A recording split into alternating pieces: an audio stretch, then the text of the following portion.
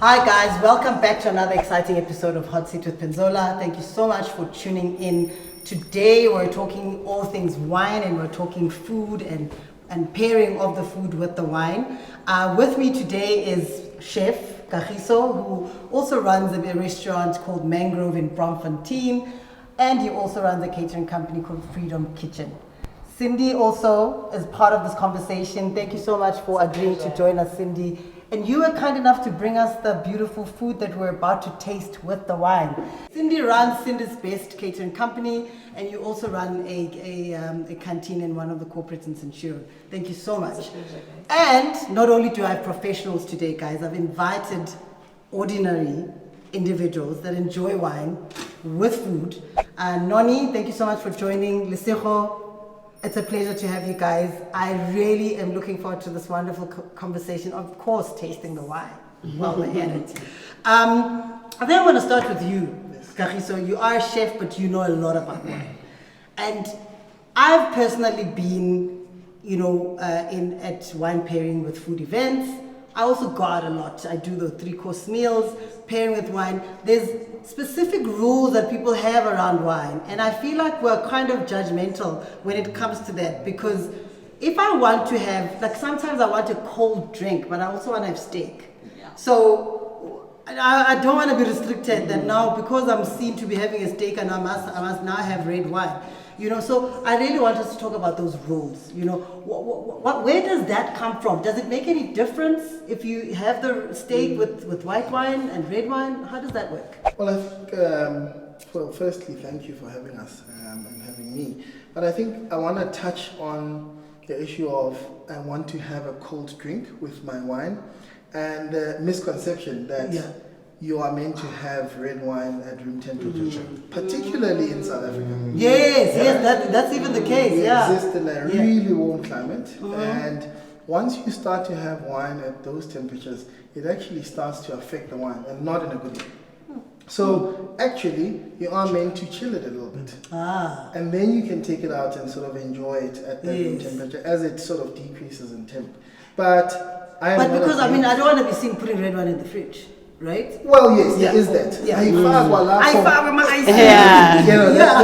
But I've seen that with drinks that really are questionable, and you're like, don't do that. But a good quality red wine should be chilled definitely, particularly because of where we are. The education in the system, restaurants, hotels, etc., will always speak to a European sort of centric view because of where they come from, and how their sort of environment sort of affects the wine that they drink. So the conversation actually, I think, needs to change, and we need to speak about South Africa and South African wines, because we do make a lot and the rest of the world enjoys our wines. That's it. We should be in European restaurants saying, actually, this is what we think you should do, which would give you a much better experience. And this is why I want to have this conversation, because now we should actually be dictating how this wine must be had, because it is South African wine. Suffering from post-colonial issues. It's a bit of a challenge. It definitely is. And we still aren't the winemakers. And when I say we, I'm talking about, people around the table.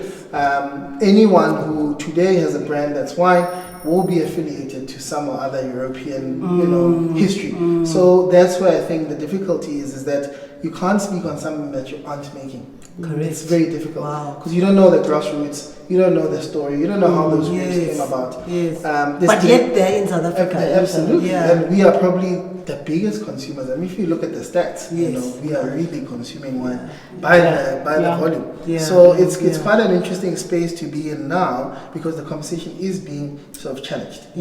People are saying, but actually no, man. If I'm eating a particular thing, it hasn't really gone that great with the red wine. So why am I forced to do that? Exactly. And now it's become more of a subjective thing to say, it's me, this is what I like, and this is how I'm going to enjoy it. And nobody should make you feel bad for your choices. And that's where I want to get it with the conversation, a level of comfort to have it however you want to have it. Lesego, your opinion on what Kagiso just said around the rules that come with that. I know you love wine, you enjoy different types of wine. Talk to me about your experience with wine. I think first and foremost, Kagiso, I've been vindicated, because I had this discussion with my friends where we speak about South African wines and room temperature as well. If Europeans speak about room temperature, winter yabo, it's brutal. Not the same. So we need to start viewing wine as our own. You know, it's like if you speak about something and you're not seeing yourself within it. We don't own the value chain. Therefore, we don't understand what goes into it, and we can't dictate what we want out of it. But if you say, going back to your question about me chatting about my experiences with wine, the truth is that, you know what, your palate is different from mine. Exactly. So we try different wines, and a different type of dish may release certain flavors in my mouth that it won't for you. Yeah. So I agree with you. These rules, I mean, it's like you take your kids to a private school, they need to be prim and proper. But when they get out of that system, it's up to them what they want to do. Similar with wine. Yes, there are rules there. You are being dictated in terms of how do you drink it, how you swallow it, you smell the berries. But the truth of the matter is, or whether you swallow, you swallow, you spit. Yeah. But the truth of the matter is that if it doesn't resonate with your palate, why drink it? Why continuously drink it? Try a different one. And I mean, there's tons of wine in the market that where you can try it and say, oh, but this one, And the biggest problem and the other misconception about people with wine is the fact that whenever we do food pairings with wine, it's always European dishes. Spot on. This is why we've got Cindy here today, who's brought us beautiful South African food, where we've got pork trotters, we've got stamp, we've also got tribe, and I want us to taste later on, you know, after our conversation. I really want us to find ourselves in what wine goes with this type of food, because we are saying this is our wine and this is South African. Most of it is made here, but yet we are nowhere near a three-course meal that pairs it with a tribe, you know, which we call South African food. Cindy, I want to bring you in a little bit around, you cater a lot for weddings, you do a whole lot of different types, corporate gigs, you do canteen. What has been your experience in the wine and when it comes to food pairing as well? What's your experience? Hey, Penny, to be honest with you and Kagiso, you know, when you don't cherry pick your clients and you don't have a certain target market and you just treat everyone equally, what I've picked up, whether it's a small event, whether it's a big event, you do get your caliber of clients that are very loyal to their brands. For argument's sake, I went to culinary school, so I know a bit about wine and the history behind it.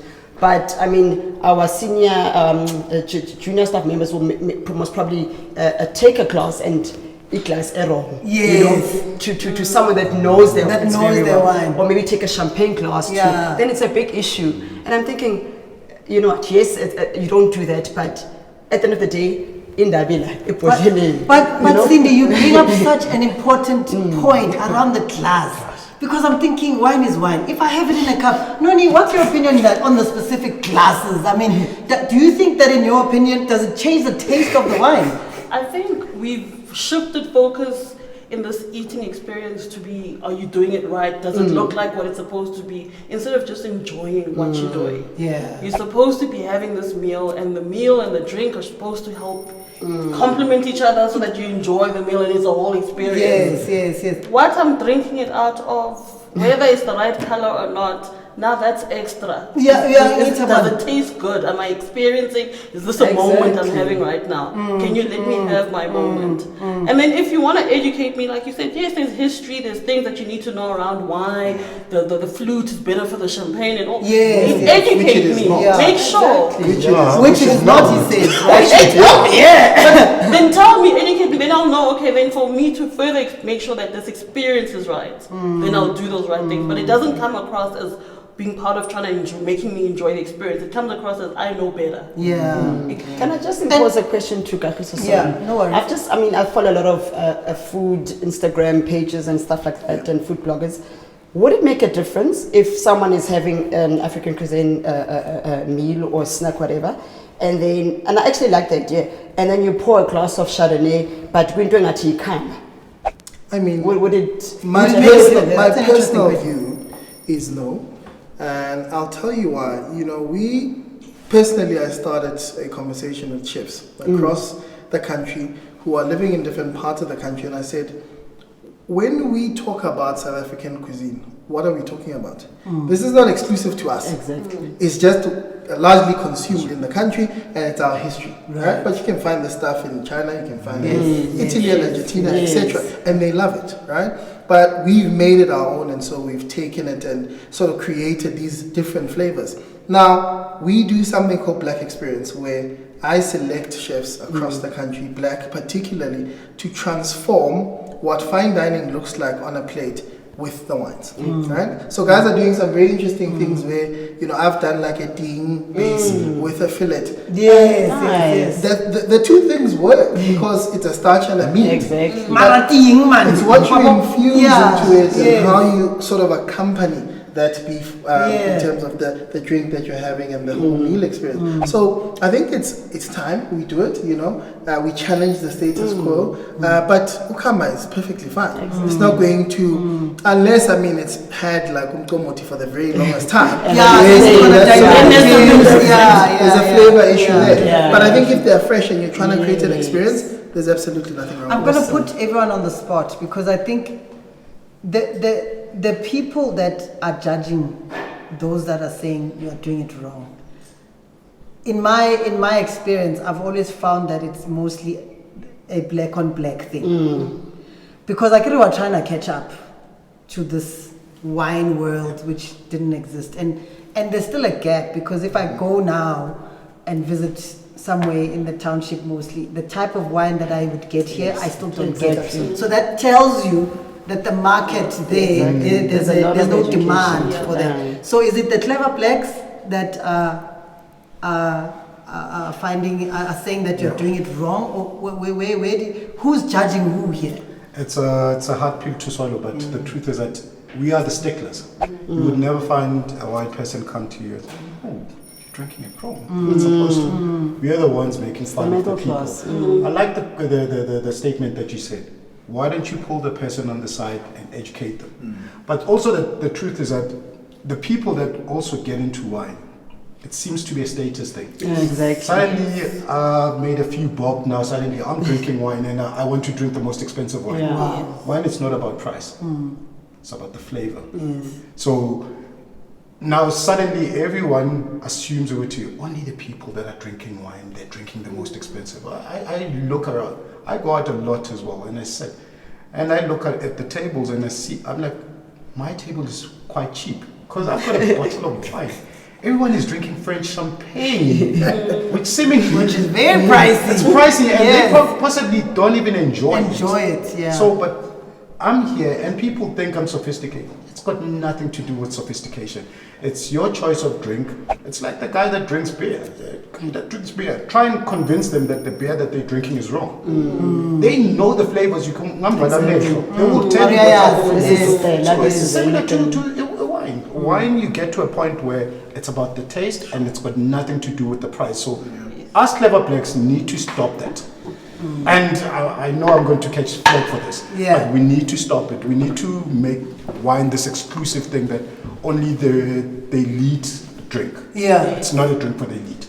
So I like what you're saying, because there's a particular brand of wine that I like, and the bottle is 70 rand, right? Love it. And then there's a particular brand that I have in the house which I totally do not like. And that bottle is $400. And I'm finding it, there's very few people I can express this to, because then if you don't enjoy that bottle of 400 rand, what's wrong with you? And then they bring the thing with Maravilla to make us. And it's not that. So you know what? I think it's relevant. If you look at exposure and sort of and I talk about people sitting here, right? We were, for the most part, born Kokasi. Yes. However, we then moved into these areas that allowed us to get exposed to particular things. We went to culinary school, went to a particular private school, and now all of a sudden the people around you are doing particular things, right? And even if you were the person who didn't drink wine, now you're sitting with people who are, and they're saying, have a try. And it happens to be the most expensive wine in the block because they've been doing it, right? I think there are layers to sort of how we interpret wine, how we interpret its look, these things are designed particularly to capture particular things about the different wines, right? So screw cap versus cork, etc. But we're actually moving away from even corks. that. I Yeah. wanted to raise Yes. That is Lots of businesses are moving away from corks, because firstly it's quite expensive, but also the ease of use. Yes. If I'm sitting here now, I was struggling, we're all looking Yeah, for corks, yes. it's a mess, So now you can quickly and pricey wines, and if you look at, in the bucket particularly, there's quite a disparity in price. Exactly. But, they both have a nice little screw top. It goes back So- to your view of the perception. Yeah. If it doesn't have a cork, then it's... Yes. Yeah, Absolutely. and I really love where this is going, because it's, you see, once again, that is just a norm that has been created over time, and even when that is evolving, no one is taking notice of the evolution that's happening. Because, like you say, if it's got a cork, it's perceived as expensive. But also, if you keep that for long, at some point you're going to change that. Exactly. So people that keep wines and in a wine cellar for many years, so it is quite expensive. And I think the wine brands are seeing that, so they're adjusting to the needs of their customers. But you and I are not seeing that. What we are instead seeing is, this is cheap. Thing that you can just open like that. It's eco-friendly as well. I Yeah. mean, the world is moving towards an eco-friendly society. Yeah. If screw tops are eco-friendly, and it's these small little things that make the difference. And the other thing I just remembered, we always think that wine has started with us because our parents really didn't. Wine has been in black communities for the longest period. Think about Tabo Baba. If you go to Spa on a Friday afternoon, as much as we want, pop it there. Autumn harvest. Autumn harvest, yes. And even these guys, they And may they not still even- buy it even today, They're right? loyal. They're loyal to They are that loyal. brand. Those brands are huge today. They're huge, Exactly. yeah. I've had someone come to me at autumn harvest actually tastes like more. Sorry to mention brands.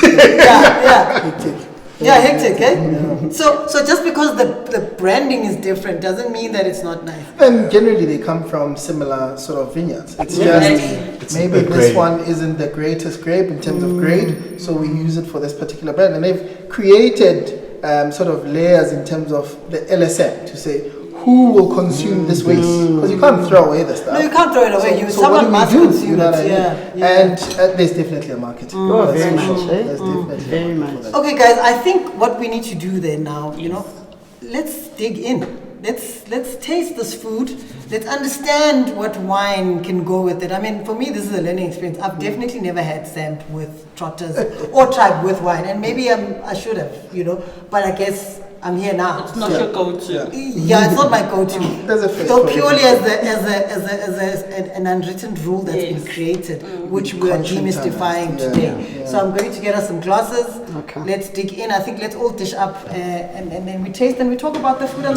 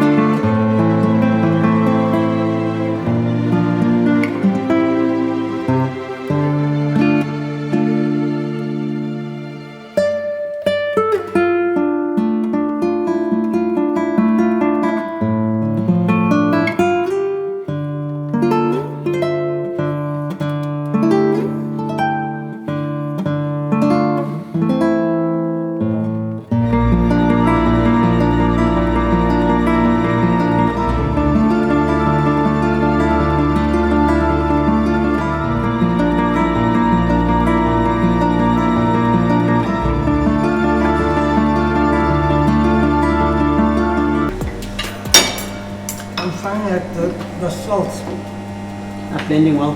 the salt is making it so nice. The spinach is quite a nice. Thank you. Amount of salt. crunchy. I think what's crunchy. happened in the past is people overcook spinach, then it loses its color. And its texture, and its integrity. I love the texture of your spinach. But it's certainly, Gabi, so I think I see what you're saying. It's certainly going well with this The Chenin. And take a sip. Typically, South African palates are sort of the same. You know, you eat the stuff and you're like, hey, this reminds me of something. Yeah. And I thought about the red wine story, you know, to say, would it make sense? Just depends how it's been cooked. But for the most part, South African palates are not designed for red wine. If you look at sort of what we drink across the board as black people, you know, all those things are generally sort of smoother, not so harsh, you know. And I thought, you know, this made a lot more sense.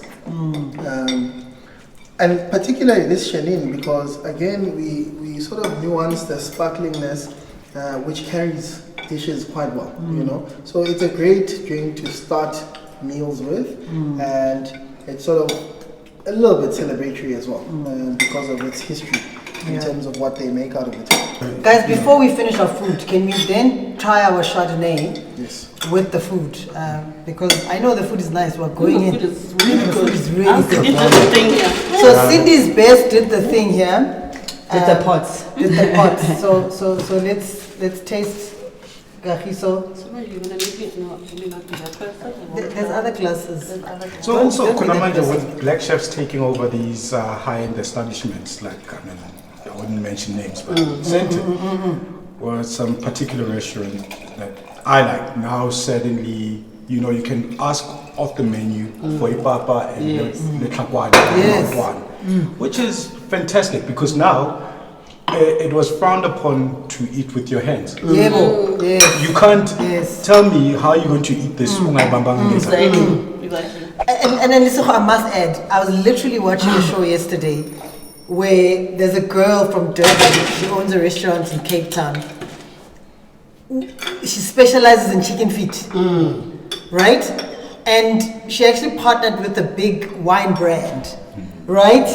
And she cooks it with the bones, she fries it, she stews it, and then she made this top of the line chicken feet meal where she deboned it, because some of her clients want the chicken feet meat without the bones, but now half the meat is half the thing is bones. But in any case, she made it work. She deboned it, and the way in which she plated it, and it was on a bed of mesh, and she used the, I don't know, maybe the gravy, chicken feet. Because it holds the thing together. Yes, you see now, the chefs know the thing. Now, we are not chefs, guys. So they and that meal was amazing. I mean, the people from Europe have chicken feet in that way. But for you know, so these people want, I mean, the people that are not South African want to have the South African food, but they also want to dictate how. And for me, that was the takeaway from the video I watched yesterday. I think we need to consider that we need to find our voice. You know, most industries are ring-fenced by those who started them. And so once you start to have a moment of awakening with people in particular, and then they start to decide how we're going to move, the brands don't have a choice but to listen. Because at the end of the day, South Africa is made up of at least 80% of us.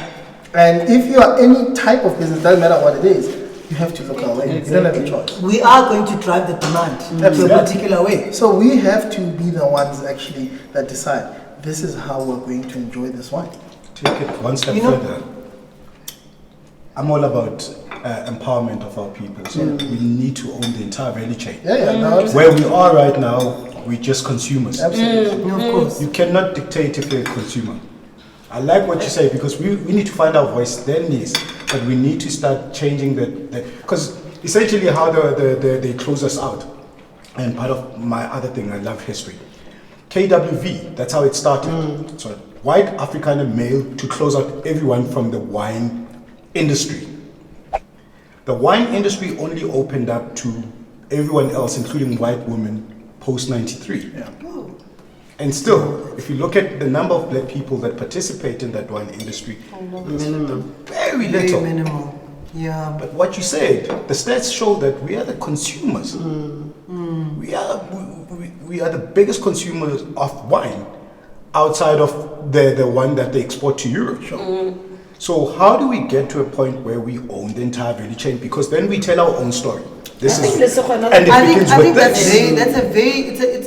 It's a good point to raise, and I think we're always saying that, but I think the difficulty for me is that is linked to the land. Yes. And dololo. Yeah. No land. No land. And you know what? Sorry to cut you in. There's a you probably know him, Munso Ponto. Yeah. He's been shout out to him. Come on. He's been trying to get, and he's a big name in the wine and in the Fine spirits. Fine spirits. The purveyor. Is it? Okay. The entire world knows him. He was struggling to get a wine farm in the Western Cape. Guess what he did? He started one in Polokwane. So belief. So let's move. Let's change shift the game, shift the cheese. Who moved my cheese? Exactly. Let's move the cheese. I think from Because then I don't need a farm in Franschhoek. Exactly. That's the thing. Yeah, I can have a farm in To even stay in wherever. Franschhoek is making it difficult for me to stay there. Sure. Exactly. Sure. I must say, I want to share. I did taste the first one. the Chardonnay with this food. The sweetness too much. Not for me. Me too. Yeah, I actually want to say the first the one, Chenin was spot on. Yeah. Yeah, not So- the second one. This was not meant to be paired with the food. It was meant to finish off our meal experience. Okay. Manje why uvumele ukuthi ngiphe? You're the host. I can't fight the host. But it is very I'm glad you did though, because Nami, it so doesn't definitely you're not Yeah, gonna get. yeah. But I needed you to have that experience Yeah. to be able to actually say, Yes. oh, okay, this makes sense. Of course. This is the thinking behind it. Yes, you know yes, what I mean? absolutely. Okay. No, I Back just to you, wanted to Cindy. say from a catering perspective, I'm very big on social media. I mean, that's where we are able to target new clients, to Yes, target new do most of revenue. your business, So, and now people eat with their eyes. So going forward, I mean, I still believe we can do so much with our local brands and they're not being advertised as much as possible. So maybe if I get an event where it's just African cuisine, instead of putting the ordinary you just a glass of good quality. Chenin Blanc. I want you to introduce have a that nice shot nicely. of the plate. Yes. And, yes, but people eat with their eyes, and once they see what, okay, so there's a glass lapayana with a It can be localized done. It can be blend done. of, you know. I think as we are about to sort of get to the end of Yes, the day, yes. it's lovely to be able to have curated meals with wine that we've selected Exactly. and create a memorable experience. And for me, the only way we change perceptions is by doing this on a larger scale. That's really it. We can talk about it on our blogs and whatever, but if someone doesn't have the actual experience, it's difficult to convince them that actually these things work. Because I think it could be done by acting because Velasila. Yeah. So the only way really I think is that we mobilize numbers and we create events and entertainment spaces that are going to do that. I think that's for me the takeaway is to say let's get it to the people. Correct. Because that's really how you change perceptions. Yeah. In closing, I just want to sort of go around and get your closing statements, and I know you've said a lot and you've said valuable information, and I think I just want to capture, just like 2-line, 1-line closing from each of you around this experience and around the discussion, and how do we take such conversations forward. I'm going to start with you, Lesego, if you don't mind. I like what Kagiso spoke about. Can talk everything, it's easy to sit around the table and talk. Correct. But we need to get to a point where moving forward, breaking these barriers, getting people into the wine industry and understanding what wine is about and understanding how simple it is, and also teaching. The moment of teaching is such a simple one. We've just been taught. I've been drinking wine for a while, but I've been taught in a simplified manner. Yes, absolutely. You spoke about being at a farm and you felt like you were being dictated it. Yes. Now Yes. it's a conversation that we just had. We need to get to that point. And when we get to that point, and it's a simple one, it's an easy win, we get to that point, I promise you, we would have won a lot more people. Yep. And moving forward will be a lot easier. Cool. Absolutely. Nani? I'm going to use my special words. I think we need to just be more intentional whether it's as a consumer making sure, I love that word, whether as a consumer you're ensuring that where you're buying, where you're eating South African by South African, or whether you are the person providing the service, you're trying to inject a lot more South Africa in it. Let's just be a bit more intentional about it. Yeah. I'm happy. I'm going to second what Finoni has said. Yeah. We are South African chefs, guys. Thank you for the experience and the exposure. We've got so much as South Africa which we are not sharing with the world. And thank you to Kagiso. So I, for one, in my personal space and in my business, will be doing a lot of pairing, especially with African meals, to show my consumers, to show my clients what it is doable. It is Absolutely. Absolutely. Yeah. When if you go on Google, I think, and ask the difference between Chenin Blanc and Chardonnay, they say Chardonnay is like orange juice and Chenin Blanc is like lemon juice. Wow. But you know that you wouldn't drink the one over the other in terms of those juices. Yes. And so I think the education aspect of it is important, you know, but the act of having, because you've now read this thing, actually you're going to say, no, I can't drink the shit. I'm not a Lemon champagne juice, person. that's Yeah, not gonna that's work. right. But the subtleness that they're talking about is very clear when you have a situation like this. And I think for me, the thing that we must do is act on these words and act on this sort of gathering. Yeah. Thank you so much, guys. Well, there you have it, guys. What an amazing conversation about wine and food and food pairing, especially with South African food. I totally enjoyed this conversation. Genuine, informative, and I really want to thank my guests for agreeing to join me in this conversation. And I think for me, it takes me back to the conversation I had with the CEO of Proudly South African.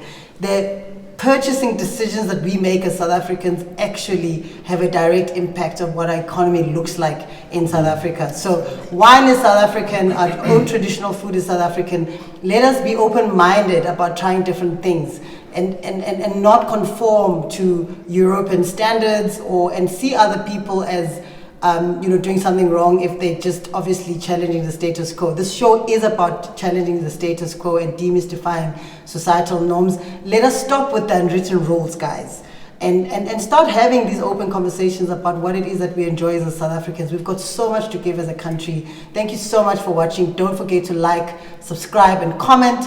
If you have a question for any of my guests today, please do drop a line in the comment section. I will definitely get them to answer your questions. Don't you worry. Thank you so much. It's been a real thing.